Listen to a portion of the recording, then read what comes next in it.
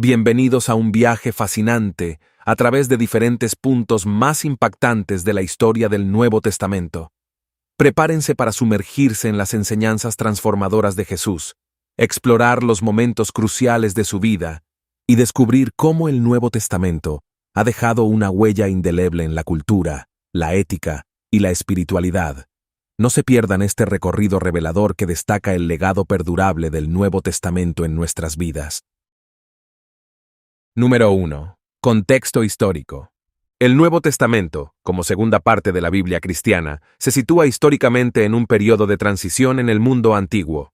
Entre el Antiguo y el Nuevo Testamento, hay un período de aproximadamente 4 siglos conocido como el período intertestamentario o el silencio profético. Durante este tiempo, no se registran profecías en las Escrituras, pero hubo importantes acontecimientos históricos que moldearon la cultura y las expectativas religiosas.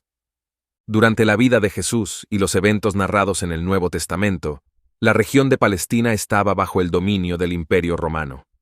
Este contexto político tuvo un impacto significativo en la vida cotidiana de las personas, influyendo en cuestiones como la administración local, la imposición de impuestos y las tensiones sociales.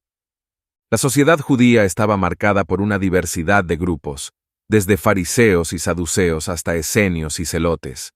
Cada uno de estos grupos tenía perspectivas teológicas y políticas distintas, y algunos de ellos se mencionan en los relatos del Nuevo Testamento, influyendo en el contexto en el que se desarrollaron las enseñanzas de Jesús.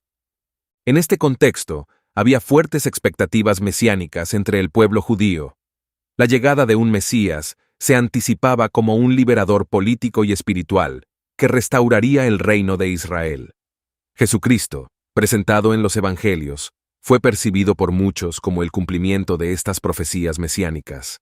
Aunque la región estaba bajo dominio romano, la influencia de la cultura griega, helenismo, también se hacía sentir. La lengua común para asuntos culturales y comerciales era el griego, y esto influyó en la forma en que se escribieron y se propagaron los textos del Nuevo Testamento. Las sinagogas judías eran centros de adoración y estudio de las Escrituras en la diáspora, mientras que el Templo de Jerusalén seguía siendo el epicentro religioso. La relación entre Jesús y las autoridades religiosas, así como sus enseñanzas en estos lugares, destaca el contexto religioso de la época. El Nuevo Testamento también narra los primeros años de la Iglesia cristiana, marcados por la predicación de los apóstoles y la difusión del mensaje cristiano. La transición de una secta dentro del judaísmo a un movimiento independiente es un aspecto clave de este período. Número 2. Jesús de Nazaret, en el Nuevo Testamento. Los Evangelios de Mateo y Lucas ofrecen relatos detallados sobre el nacimiento y la infancia de Jesús. Se destacan elementos como la anunciación a María, el nacimiento en Belén, la visita de los magos y la huida a Egipto para escapar de la persecución de Herodes. A los aproximadamente 30 años, Jesús inicia su ministerio público, marcado por la predicación de un mensaje centrado en el amor, la justicia, el arrepentimiento y el reino de Dios. Este período abarca alrededor de 3 años, durante los cuales realiza numerosos milagros y enseña a través de parábolas. Los evangelios registran diversos milagros realizados por Jesús, como la multiplicación de panes y peces, la curación de enfermos, la restauración de la vista a los ciegos y la resurrección de los muertos. Estos actos milagrosos son presentados como señales de su autoridad divina. Jesús utiliza parábolas, historias cortas con significados espirituales, para ilustrar sus enseñanzas. Las parábolas abordan temas como la misericordia, la humildad, la fe y el reino de Dios. Ejemplos notables incluyen la parábola del sembrador, la del buen samaritano y la del hijo pródigo. Jesús selecciona a 12 discípulos para que lo sigan de cerca, compartan su enseñanza y participen en su ministerio. Pedro, Santiago y Juan son mencionados con frecuencia como testigos privilegiados de eventos cruciales en la vida de Jesús. A medida que la fama de Jesús crece, también aumentan los conflictos con las autoridades religiosas judías.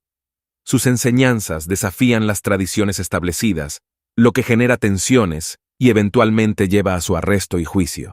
Antes de su crucifixión, Jesús celebra la última cena con sus discípulos. Durante este evento, instituye la Eucaristía, simbolizando su cuerpo y su sangre como un sacrificio redentor. Jesús es traicionado por Judas Iscariote, arrestado, y enfrenta juicios ante el Sanedrín y el gobernador romano Pilato. A pesar de ser declarado inocente, es condenado a ser crucificado en el Calvario, cumpliendo así su papel como el Cordero de Dios que quita el pecado del mundo. Después de su muerte, Jesús resucita al tercer día, un evento fundamental para la fe cristiana. Aparece a sus discípulos y otros seguidores, proporcionando pruebas de su resurrección y confirmando su divinidad. 40 días después de su resurrección, Jesús asciende al cielo en presencia de sus discípulos, completando así su ministerio terrenal. Esta ascensión establece la base para la futura llegada del Espíritu Santo, como se narra en los Hechos de los Apóstoles. Número 3. Nacimiento de Jesús. El Evangelio de Mateo comienza con la genealogía de Jesús, rastreando su linaje desde Abraham hasta José, el esposo de María. Esto establece la conexión de Jesús con la promesa mesiánica hecha a Abraham y David. Mateo relata la anunciación del ángel a José, revelándole que el hijo de María sería concebido por el Espíritu Santo y sería llamado Jesús, cumpliendo así la profecía del Emanuel, Dios con nosotros. Mateo registra la visita de magos, o sabios del Oriente, que siguen una estrella hasta Belén para adorar al recién nacido, Rey de los judíos. Este evento subraya la universalidad del mensaje de Jesús. Anticipándose a la persecución de Herodes, José, María y el niño Jesús huyen a Egipto. Esto refleja el paralelo entre la vida de Jesús y la historia de Israel, que también había experimentado el exilio en Egipto. Herodes, amenazado por la noticia de un nuevo rey, ordena la matanza de todos los niños menores de 2 años en Belén. Jesús, sin embargo, escapa debido a la advertencia divina dada a José. Después de la muerte de Herodes, la familia regresa de Egipto y se establece en Nazaret, cumpliendo así otra profecía del Antiguo Testamento, que afirmaba que el Mesías sería llamado Nazareno. El Evangelio de Lucas relata la anunciación del ángel Gabriel a María, informándole que concebirá al Hijo de Dios. María, aunque desconcertada, acepta humildemente su papel en el plan divino. María visita a su pariente Isabel, que también está embarazada milagrosamente con Juan el Bautista. Este encuentro resalta la conexión entre Jesús y Juan y confirma la importancia de María en la historia de la redención. Lucas narra el viaje de María y José a Belén para inscribirse en un censo ordenado por el emperador Augusto. En Belén, no encuentran lugar en la posada, y Jesús nace en un establo, siendo colocado en un pesebre. Unos pastores son informados por un coro de ángeles sobre el nacimiento del Salvador en Belén. Los pastores se apresuran a adorar al recién nacido, simbolizando que el mensaje de Jesús es para todos, incluso para los más humildes. María y José llevan a Jesús al templo de Jerusalén, donde Simeón y Ana reconocen al niño como el esperado Mesías. Simeón profetiza sobre el sufrimiento futuro de María y la revelación de la salvación para gentiles y judíos. Lucas menciona brevemente la vida oculta de Jesús en Nazaret, donde crece en sabiduría y gracia. Se destaca su obediencia a sus padres terrenales y la comprensión progresiva de su misión divina. Número 4. Ministerio público de Jesús. Jesús comienza su ministerio público siendo bautizado por Juan el Bautista en el río Jordán.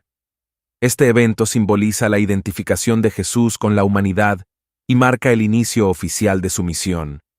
Después del bautismo, Jesús es llevado al desierto, donde enfrenta tentaciones por parte de Satanás. Su resistencia a estas tentaciones demuestra su victoria sobre el mal y su preparación espiritual para el ministerio. Jesús comienza a predicar la llegada del reino de Dios, instando a la gente al arrepentimiento y la fe. Su mensaje es central en los evangelios sinópticos, Mateo, Marcos y Lucas, y destaca la transformación interna y la relación con Dios. Jesús elige a 12 discípulos para ser sus apóstoles, los cuales comparten su enseñanza y participan activamente en su ministerio. Esta elección simboliza la formación de la nueva comunidad de seguidores y líderes. Las enseñanzas de Jesús abarcan una variedad de temas, desde el amor al prójimo hasta la relación con Dios, la oración, la fe y la ética. Utiliza parábolas, historias cortas con lecciones espirituales, para ilustrar principios importantes y desafiar las percepciones convencionales.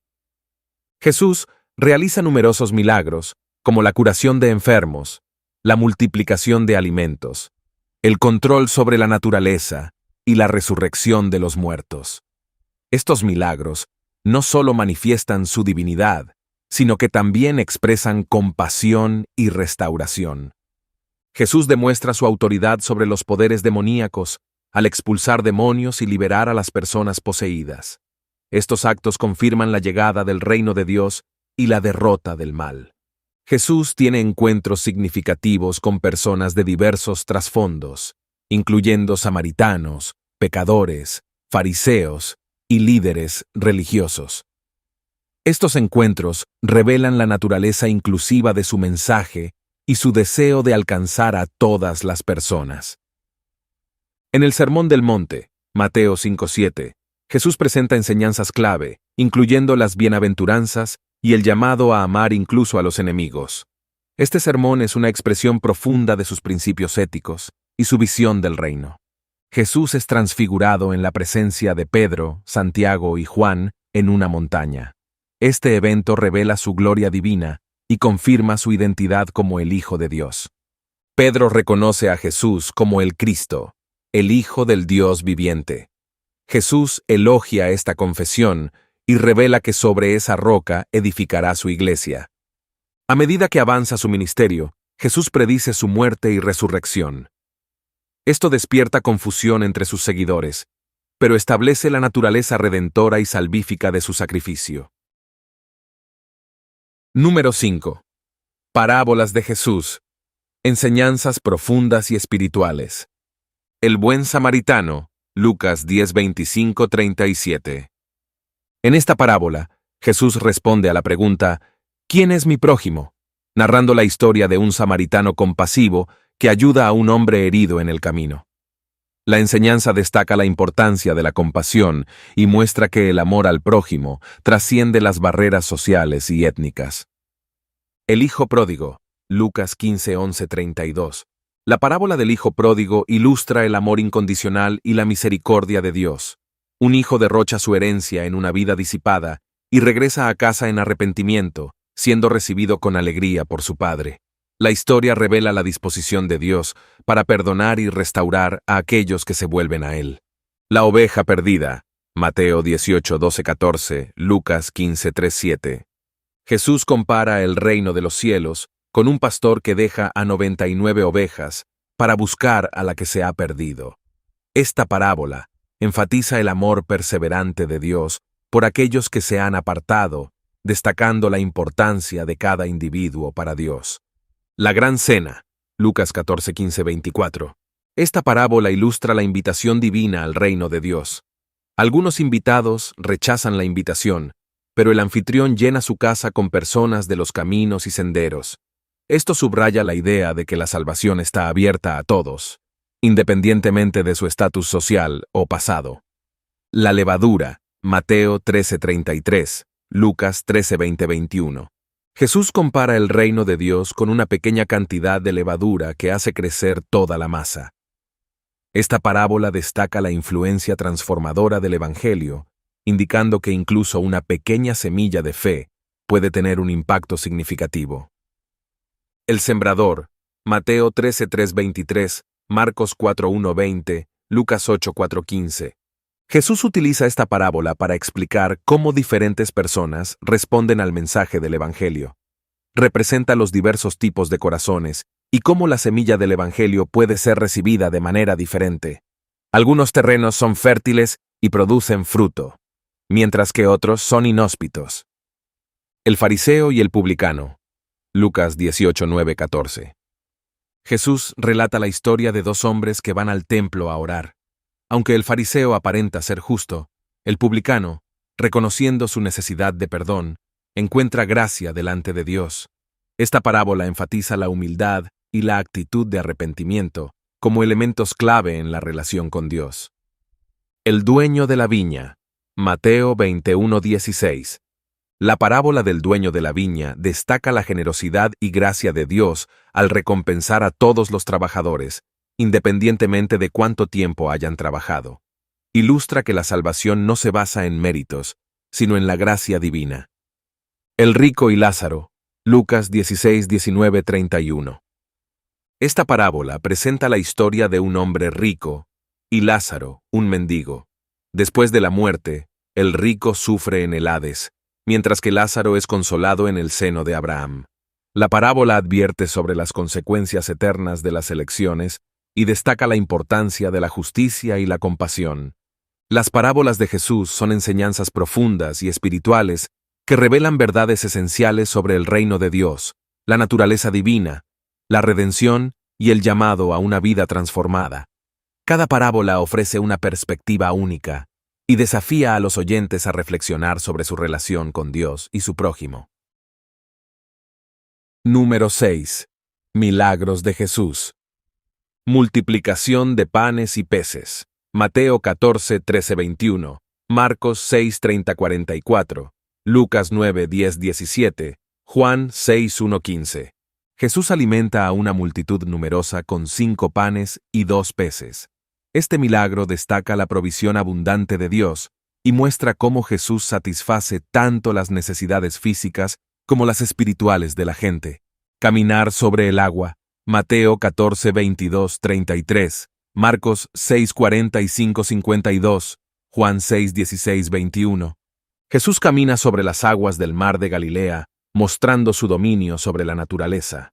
Pedro también camina brevemente sobre el agua antes de hundirse, enseñando la importancia de la fe en medio de las tormentas de la vida. Curación del hijo de un oficial. Juan 4:46-54. Jesús sana al hijo de un oficial real con solo pronunciar la palabra, demostrando su capacidad de realizar milagros a distancia. Este evento enfatiza la autoridad de Jesús sobre la enfermedad y la distancia. Curación de un hombre paralítico. Mateo 9:1-8, Marcos 2:1-12, Lucas 5:17-26. Jesús perdona los pecados y luego sana a un hombre paralítico. Este milagro muestra su autoridad para perdonar pecados y su poder para sanar enfermedades físicas. Curación de la mujer con flujo de sangre. Mateo 9:20-22, Marcos 5:25-34, Lucas 8:40 y 3:48. Una mujer que sufre de un flujo de sangre durante muchos años es curada al tocar el manto de Jesús. Este milagro destaca la fe y la conexión personal que Jesús tiene con aquellos que buscan su ayuda. Restauración de la vista a 2 ciegos. Mateo 9:27-31. Jesús restaura la vista a 2 ciegos que lo buscan con fe. Este milagro simboliza no solo la capacidad de Jesús para sanar enfermedades físicas, sino también su capacidad para abrir los ojos espirituales a la verdad. Curación del hombre, con mano paralizada. Mateo 12:9-14, Marcos 3:1-6, Lucas 6:6-11. Jesús sana a un hombre con la mano paralizada en el día de reposo, desafiando las normas religiosas de su tiempo. Este milagro subraya la prioridad de la compasión sobre las tradiciones rituales. Curación del siervo del centurión. Mateo 8:5-13, Lucas 7:1-10. Jesús sana al siervo de un centurión romano a distancia, elogiando la fe del centurión. Este milagro destaca la universalidad de la fe y la capacidad de Jesús para superar barreras culturales. Resurrección de Lázaro. Juan 11:1-44. Jesús resucita a Lázaro, quien había estado muerto por 4 días. Este milagro es uno de los más significativos y destaca el poder de Jesús sobre la muerte, anticipando su propia resurrección. Multiplicación de panes y peces. Mateo 15:30 y 2:39, Marcos 8:1-10. Jesús realiza otra multiplicación de panes y peces para alimentar a una multitud hambrienta. Este evento subraya la generosidad de Dios y la disposición de Jesús para satisfacer las necesidades físicas de las personas. Los milagros de Jesús no solo demuestran su poder divino sobre la naturaleza, la enfermedad y la muerte, sino que también revelan su compasión y amor por la humanidad. Cada milagro tiene un propósito único, enseñando lecciones espirituales y proclamando el reino de Dios. Número 7. La última cena. Jesús y sus discípulos se preparan para celebrar la Pascua, una festividad judía que conmemora la liberación de la esclavitud en Egipto.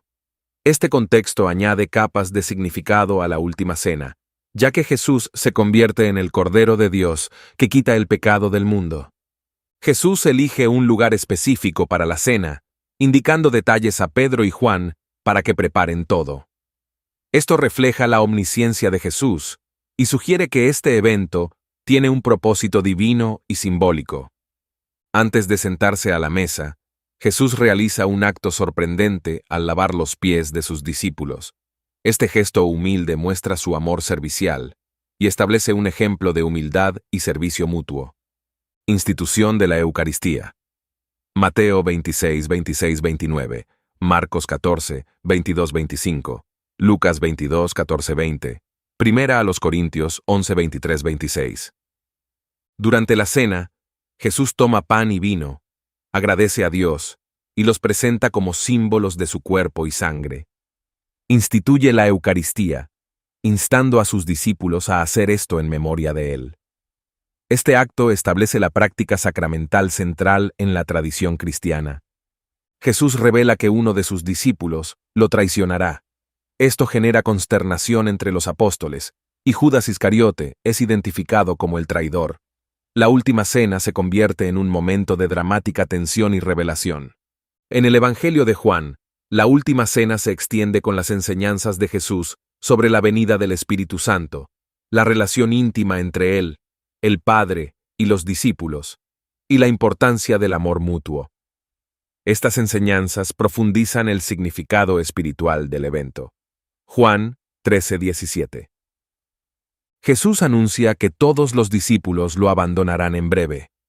Pedro protesta, pero Jesús predice la negación de Pedro antes de que cante el gallo.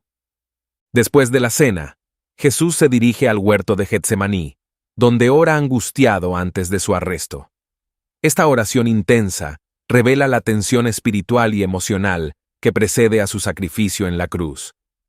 En la primera carta a los Corintios, Pablo destaca la importancia de la Eucaristía como un acto de conmemoración, proclamación y participación en la obra redentora de Cristo. Los cristianos son llamados a participar en la cena del Señor de manera reverente y reflexiva. Primera a los Corintios 11:26. Jesús anticipa su sufrimiento y muerte, pero también señala la futura celebración del banquete en el reino de Dios. La última cena no solo mira hacia la cruz, sino también hacia la victoria final y la consumación del reino. La última cena, más allá de ser una simple comida, se convierte en un acto litúrgico y teológico fundamental en la fe cristiana. A través de la institución de la Eucaristía, Jesús proporciona un medio tangible para que los creyentes conmemoren y participen en su sacrificio redentor hasta su regreso. Número 8. Arresto y juicio de Jesús. Judas, uno de los 12 discípulos, traiciona a Jesús entregándolo a las autoridades religiosas a cambio de 30 piezas de plata. Este acto dramático marca el comienzo de los eventos que llevarán a la detención de Jesús. Antes de ser arrestado, Jesús ora intensamente en el huerto de Getsemaní, expresando su angustia y sometiéndose a la voluntad del Padre. Este momento refleja la profunda carga espiritual y emocional que Jesús lleva antes de su arresto. Judas identifica a Jesús con un beso, y los soldados lo arrestan. Pedro intenta resistir la detención usando una espada, pero Jesús le pide que guarde la espada y se someta a la voluntad divina.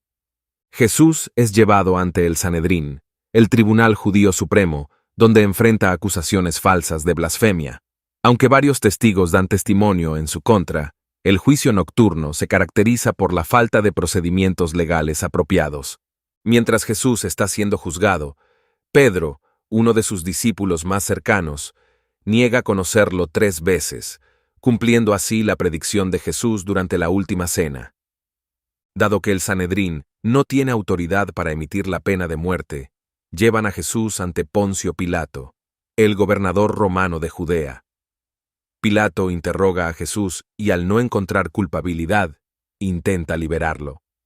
Mateo 27:1-2, Marcos 15:1-5, Lucas 23:1-7, Juan 18:28-38. Pilato envía a Jesús a Herodes Antipas, gobernante de Galilea, ya que Jesús es galileo. Herodes interroga a Jesús, pero al no recibir respuestas, lo devuelve a Pilato. Lucas 23:6-12. Pilato, convencido de la inocencia de Jesús, intenta liberarlo. Sin embargo, la multitud instigada por los líderes religiosos exige la liberación de Barrabás, un criminal, en lugar de Jesús. A pesar de su deseo de liberar a Jesús, Pilato finalmente cede ante la presión y ordena la flagelación de Jesús. Los soldados romanos se burlan de él, vistiéndolo con un manto púrpura y colocándole una corona de espinas. Pilato, aunque reconoce la inocencia de Jesús, se ve obligado por la multitud a condenarlo a muerte por crucifixión. Lava sus manos simbólicamente, declarando su inocencia ante la responsabilidad del veredicto. Mateo 27:24-26, Marcos 15:15, Lucas 23:23-24, Juan 19:13-16. Jesús es obligado a llevar su cruz hacia el Gólgota, donde es crucificado junto a dos criminales. Durante el proceso, experimenta burlas y escarnio. En la cruz, pronuncia palabras impactantes, incluyendo la oración por aquellos que lo crucifican. Después de horas de agonía en la cruz, Jesús muere. Su muerte se acompaña de fenómenos sobrenaturales, como la oscuridad sobre la tierra y el temblor. Su cuerpo es bajado de la cruz y colocado en un sepulcro prestado por José de Arimatea. Número 9. Crucifixión y resurrección. Jesús es llevado al Gólgota, Calvario, donde es crucificado junto a dos criminales. Este método de ejecución era extremadamente doloroso y deshonroso. Jesús soporta el sufrimiento físico y espiritual mientras lleva el peso de los pecados de la humanidad. Mientras está en la cruz, Jesús pronuncia 7 declaraciones significativas, incluyendo la oración por sus verdugos, la promesa al ladrón arrepentido y su entrega final en las manos del Padre.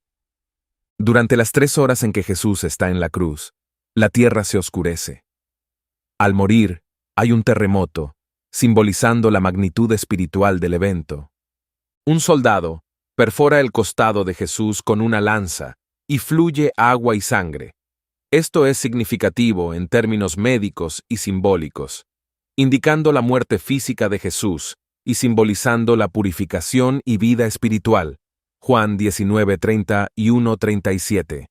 José de Arimatea, miembro del Sanedrín, obtiene el permiso de Pilato para enterrar a Jesús. Junto con Nicodemo, prepara el cuerpo y lo coloca en un sepulcro nuevo. Se sella la entrada y se pone una guardia para prevenir manipulaciones. Mateo 27:57-61, Marcos 15:40 y 2:47, Lucas 23:50-56, Juan 19:30 y 8:42. El sábado siguiente a la crucifixión es un día de silencio y duelo. Los seguidores de Jesús están desconsolados, sin comprender completamente las implicaciones de lo que ha sucedido. Al tercer día, un gran terremoto anuncia la resurrección de Jesús. Un ángel del Señor desciende, remueve la piedra y proclama la buena noticia. Ha resucitado. Las mujeres que llegan al sepulcro encuentran la tumba vacía. Mateo 28:1-10, Marcos 16:1-8, Lucas 24:1-12, Juan 21:18. Jesús se aparece a varias personas después de su resurrección. Estas apariciones incluyen encuentros con María Magdalena, los discípulos en el camino a Emaús, y varias apariciones a los apóstoles reunidos. Tomás, inicialmente escéptico, se encuentra con Jesús resucitado y toca sus manos y su costado. Su confesión de fe, Señor mío y Dios mío, subraya la realidad de la resurrección. Juan 20:24-29. Jesús comisiona a sus discípulos para hacer discípulos de todas las naciones, prometiendo estar con ellos siempre. Luego, asciende al cielo, dejando a los discípulos con la promesa de que volverá de la misma manera. Mateo 28, 16:20, Marcos 16:19-20, Lucas 24:44-53, Hechos 1:9-11. La resurrección de Jesús confirma su divinidad y cumple las profecías del Antiguo Testamento. Es la victoria sobre el pecado y la muerte, ofreciendo la esperanza de la vida eterna a aquellos que creen en Él. Número 10. Ascensión de Jesús, la culminación de su ministerio terrenal. Después de la resurrección, Jesús se aparece repetidamente a sus discípulos durante un período de 40 días. Estas apariciones sirven para fortalecer la fe de los seguidores y proporcionar enseñanzas adicionales. Durante las apariciones post-resurrección, Jesús da instrucciones específicas a sus discípulos. Esto incluye la comisión de predicar el Evangelio, hacer discípulos y esperar la promesa del Espíritu Santo. Jesús da a sus discípulos la gran comisión antes de su ascensión. Les encomienda la tarea de ir y hacer discípulos de todas las naciones, bautizándolos y enseñándoles todo lo que Él les había enseñado. Mateo 28:16-20, Marcos 16:15-18, Lucas 24:44-49, Hechos 1:8. Jesús promete que recibirán poder cuando el Espíritu Santo venga sobre ellos, capacitándolos para ser testigos en Jerusalén, Judea, Samaria y hasta los confines de la tierra. La ascensión de Jesús tiene lugar en el Monte de los Olivos. Mientras bendice a sus discípulos, es elevado a los cielos y una nube lo oculta de su vista. Mateo 24:50-51, Marcos 16:19-20, Lucas 24:50-53, Hechos 1:9-11. La ascensión no es solo la desaparición física de Jesús, sino la entrada triunfal en el cielo, como el Rey victorioso. Este evento es crucial para la comprensión de la exaltación y soberanía de Jesús. La ascensión no significa que Jesús se ausente de su pueblo, sino que entra en su papel como intercesor y sumo sacerdote en el cielo.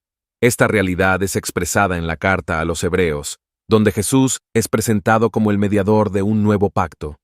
La ascensión prepara el escenario para la venida del Espíritu Santo en Pentecostés.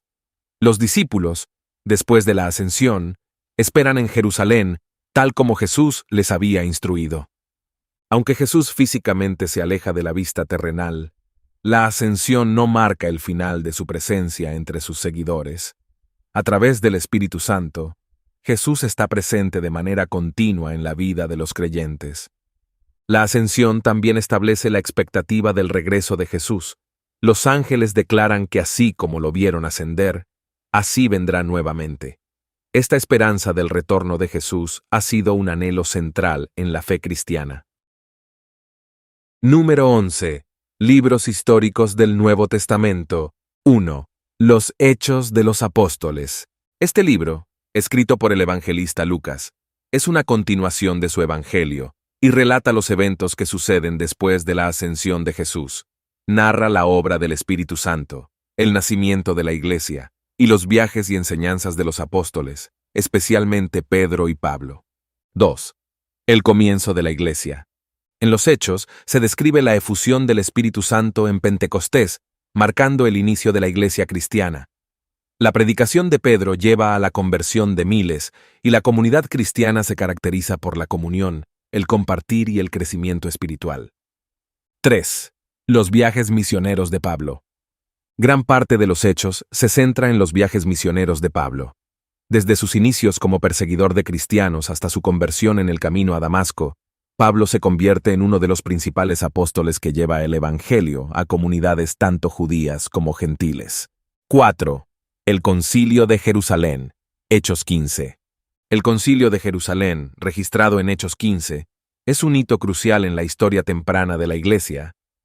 Se aborda la cuestión de la circuncisión y se establece la relación entre los cristianos judíos y gentiles, resaltando la unidad en la diversidad. 5. Conversiones significativas.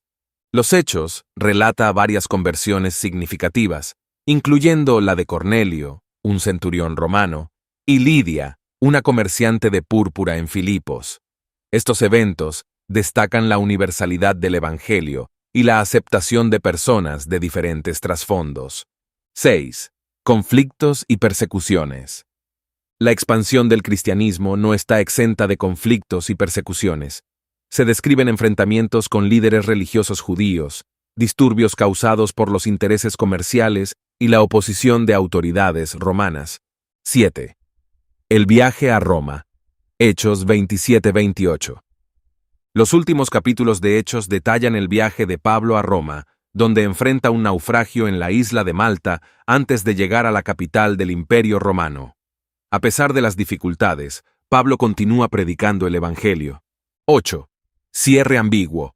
El libro de los Hechos se cierra de manera ambigua, sin registrar el final de la vida de Pablo, ni la conclusión de la historia de la iglesia primitiva. Esto sugiere que la obra del Espíritu Santo y la expansión del Evangelio continúan más allá del alcance del libro. 9. Conexión con los Evangelios. Los Hechos de los Apóstoles establece una conexión clara entre los Evangelios y la historia de la iglesia primitiva, la obra del Espíritu Santo, la predicación de la salvación en Jesucristo y la expansión del reino de Dios son temas centrales que se desarrollan en continuidad con los Evangelios. 10. Enseñanzas teológicas y eclesiológicas. Además de relatar eventos históricos, los Hechos ofrecen enseñanzas teológicas y eclesiológicas, destacan la importancia del Espíritu Santo en la vida de la Iglesia, la centralidad del testimonio sobre Jesús y la llamada a la misión global.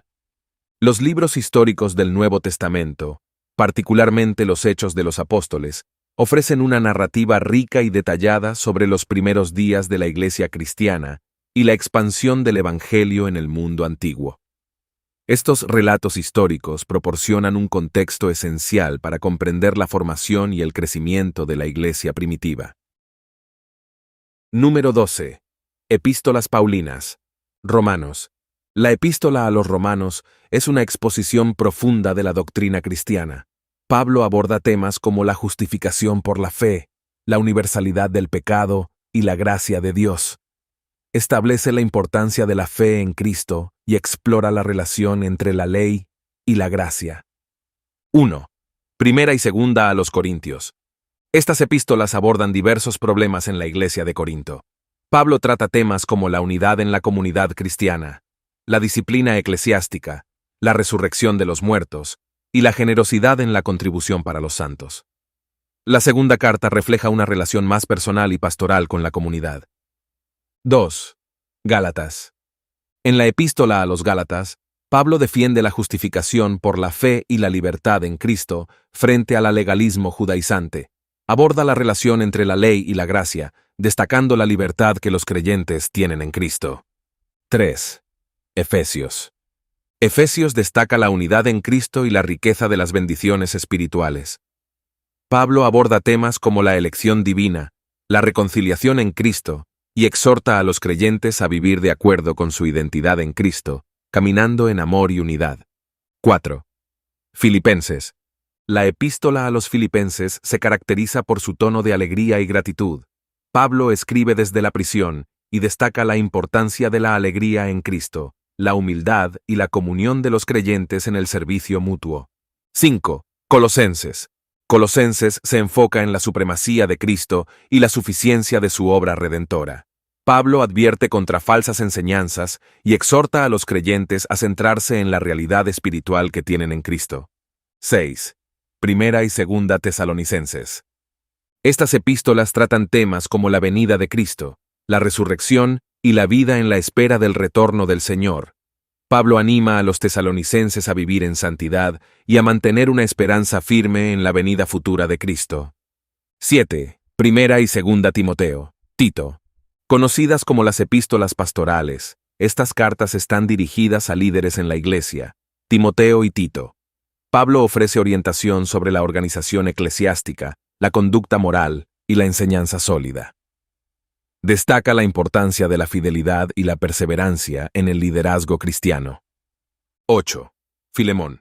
Esta es la carta más breve de Pablo y se centra en la reconciliación y la compasión.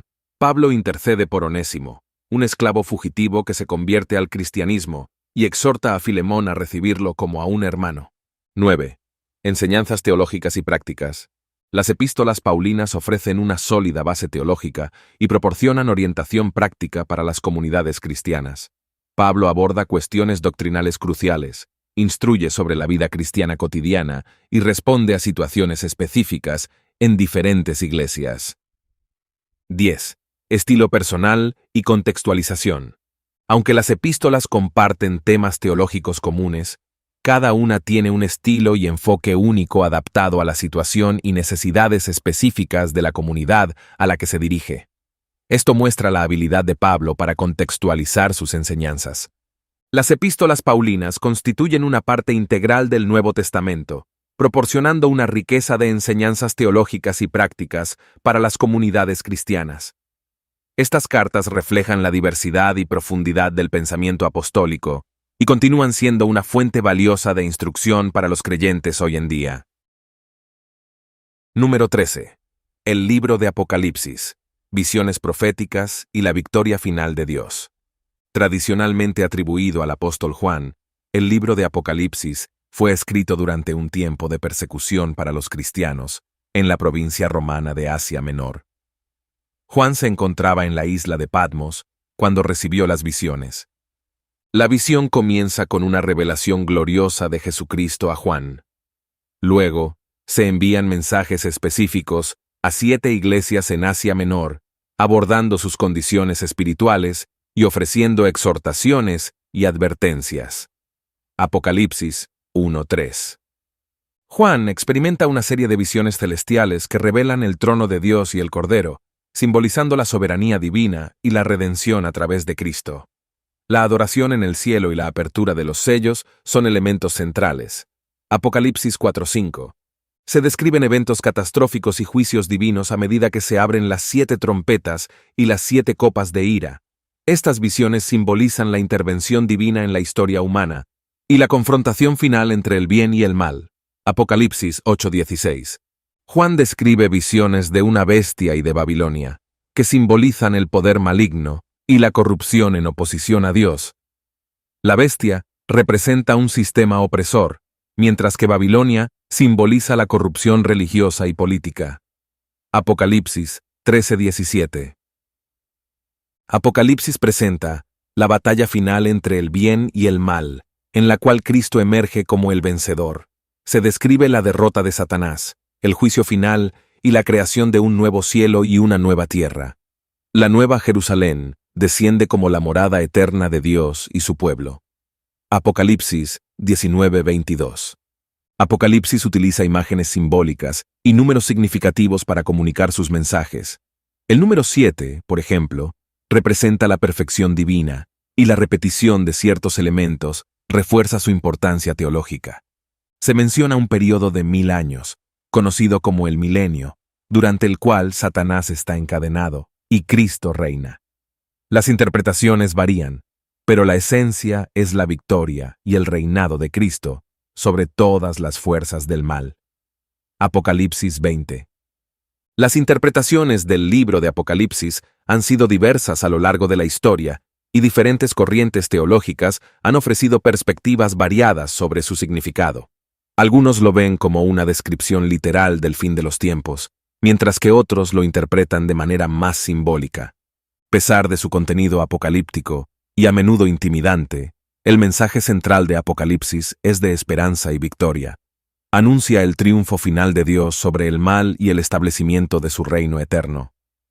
Este mensaje ha sido una fuente de consuelo para los creyentes a lo largo de los siglos.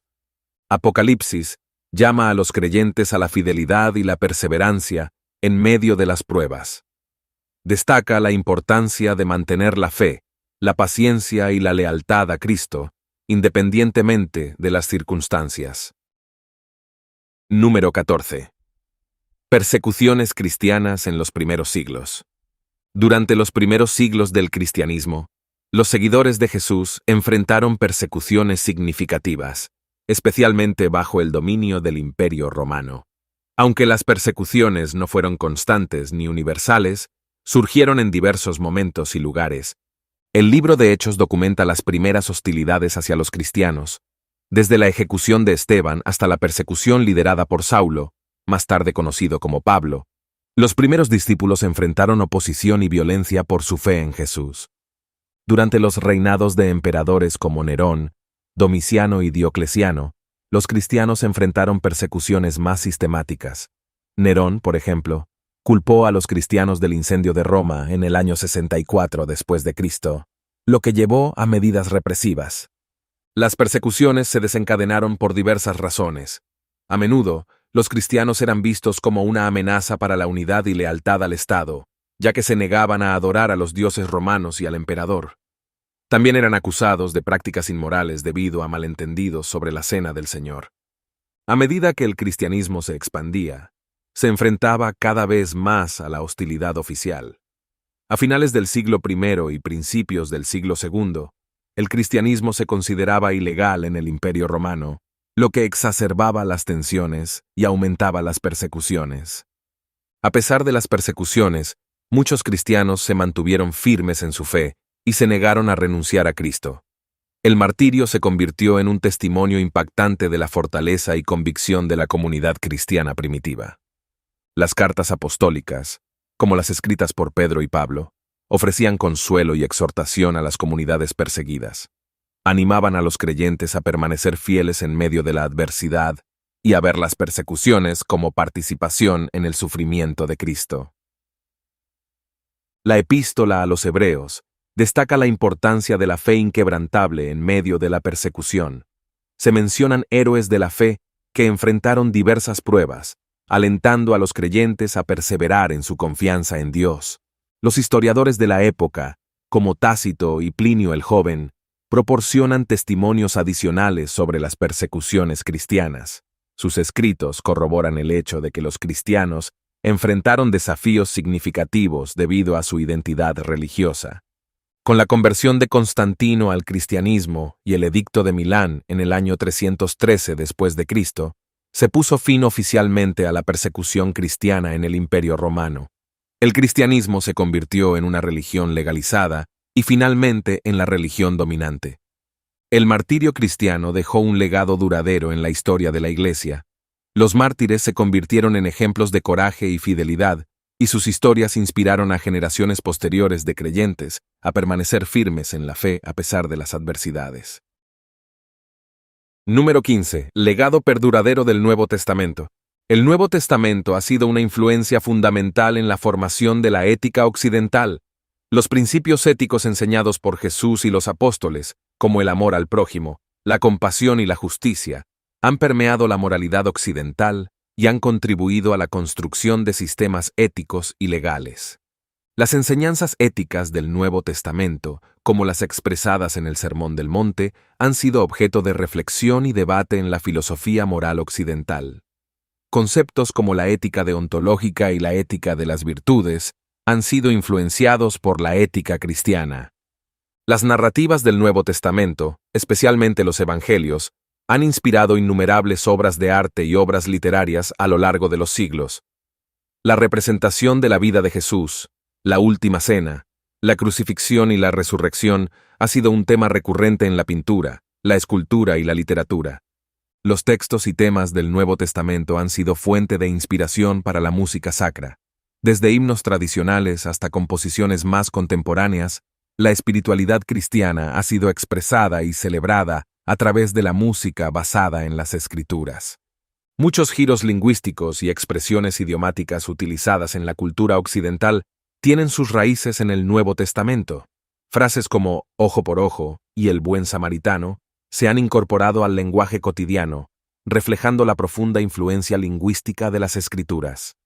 La teología cristiana, desarrollada a lo largo de los siglos, se basa en gran medida en los conceptos y enseñanzas presentes en el Nuevo Testamento. Las formulaciones doctrinales sobre la Trinidad, la redención, la gracia y la escatología encuentran sus raíces en los escritos del Nuevo Testamento. La visión cristiana de la educación y la caridad ha llevado a la fundación de numerosas instituciones educativas y organizaciones benéficas en la cultura occidental. Muchas universidades y hospitales, en sus inicios, fueron establecidos por motivaciones cristianas, guiados por los principios del amor al prójimo y la búsqueda del conocimiento. Los principios éticos promovidos en el Nuevo Testamento, como la honestidad, la justicia y el respeto por los demás, han influido en la ética empresarial. Conceptos como la responsabilidad social y la ética en los negocios tienen conexiones con las enseñanzas bíblicas.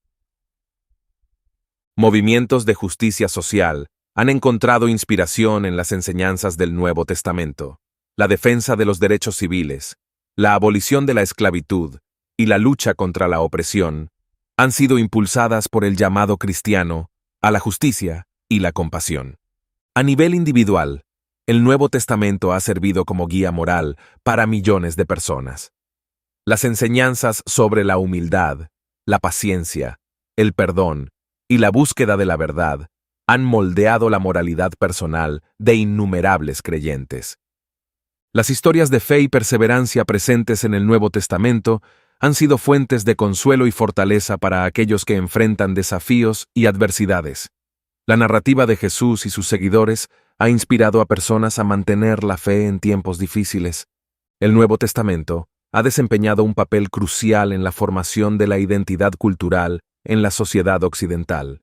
Las fiestas cristianas, las tradiciones litúrgicas y las festividades religiosas han contribuido a la construcción de una identidad cultural arraigada en las Escrituras.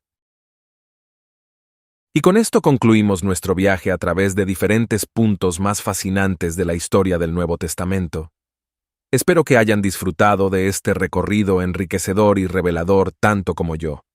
Si encontraron este video interesante, informativo o simplemente inspirador, les animo a que den me gusta y compartan con aquellos que también puedan beneficiarse de estos estudios bíblicos. No olviden suscribirse para más contenido inspirador sobre la Biblia.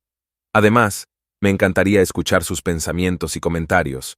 ¿Hay algún punto que les haya impactado especialmente? ¿Alguna pregunta que les gustaría explorar más a fondo? Dejen sus comentarios abajo y así conocer sus perspectivas. Gracias por acompañarnos en este viaje y por ser parte de esta comunidad en constante crecimiento.